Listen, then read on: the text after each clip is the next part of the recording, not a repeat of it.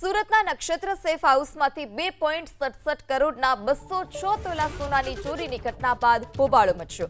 સિંગણપુરમાં આવેલા નક્ષત્ર સેફ હાઉસમાંથી ગ્રાહકોના 2.67 કરોડના 206 તોલા સોનાના દાગીનાની ચોરી થયાના અહેવાલ વહેતા જ સિંગણપુર ઉપરાંત વરાછા ખાતે આવેલી નક્ષત્ર સેફની શાખામાં પણ પોતાના કિંમતી ઘરેણાં અને રોકડ સુરક્ષિત છે કે કેમ તે ચકાસવા માટે બિલ્ડરો સહિત સેંકડો લોકર ધારકો દોડી આવ્યા, જેને પગલે દરેક બ્રાન્ચ બહાર લોકોની લાંબી કતાર પણ જોવા મળી અને દોડધામ પણ જોવા મળી।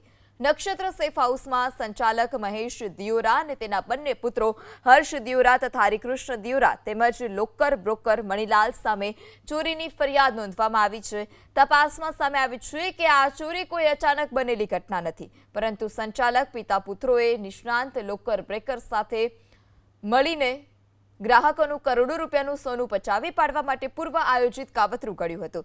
ચારેય જણાએ એકબીજાની મદદગીરીથી યોજના બનાવી ગ્રાહકોની બિનહાજરીમાં અને તેમની જાણ બહાર અલગ અલગ સમયે લોકર તોડાવ્યા। લોકરમાંથી કિંમતી સોનાના દાગીના કાઢી તેને બજારમાં વેચી મારી રકમ પચાવી પાડવાનો આખો પ્લાન કર્યો હતો।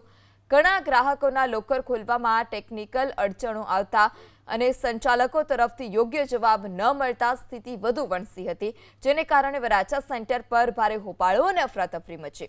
આખરે પોલીસને કાયદો અને વ્યવસ્થા જાળવવા માટે પણ બંદોબસ્ત ગોઠવવો પડ્યો।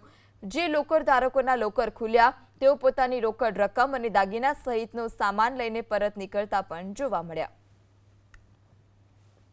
મારું અહીંયા લોકર હતું। ગત રાત્રે મને ખ્યાલ આવ્યો ને કે ભાઈ આ લોકરમાં આ રીતનું કૃત્ય થયું છે કે ભાઈ એમાંથી એના લોકરના ઓનરે છે એના સને થોડું બધામાંથી ગોલ્ડ કાઢીને પોતપોતાના પર્સનલ યુઝ માટે વાપરી નાખેલું છે। હવે એ બધું હોય પછી ખ્યાલ આવે શું આ હકીકત તો શું છે। અને જેમ જેમ 2.5 કરોડ જેવો સામાન આમાંથી ગયેલો છે બધાનો એમ કહે છે મીડિયા દ્વારા, આપણે મને પાકી ખબર નથી, પણ જેમ જેમ વધશે એમાં આંકડો હજી વધી શકે છે અને જેટલા હોલ્ડરોને ખબર પડશે એ લોકો આવશે। બાકી તો આવતી વખતે તમે એ લોકોના ચિંતિત ચહેરા તો જોઈ જ રહ્યા છો, પછી આગળ જતા ખબર પડશે કઈ રીતે કેટલા લોકોનું શું ગયું।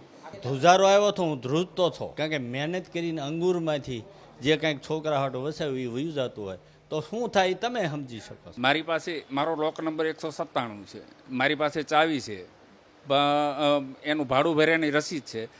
આમાં ફોર્મ નથી, કોમ્પ્યુટરમાં એન્ટ્રી નથી।